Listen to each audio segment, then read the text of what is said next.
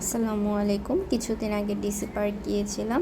তো ডিসি পার্কের ভেতরে যে আসলে এত সুন্দর, কেউ না গেলে বুঝতেই পারবে না।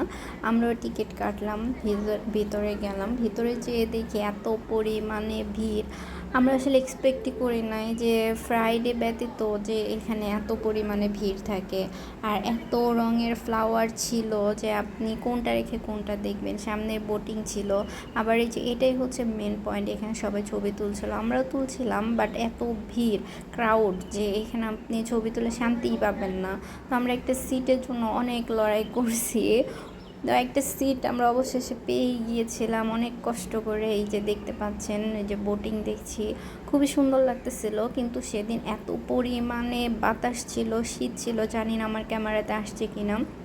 শীতের জন্য আমরা 10 থেকে 15 মিনিটের মতো শুধু ওখানে একটু বসে এনজয় করেছিলাম, আর টাইমই পেলাম না। আর এই যে দেখুন ফুলগুলোর কিছু আমি ছবি ধারণ করেছিলাম। আর এই যে একটা সুন্দর ক্যাফে, এখানে আমরা বসে কফি খেয়েছিলাম। আর এই যে ফুলের ফেস্টে যে ফ্লাওয়ার থাকবে না, এটা কি হয়?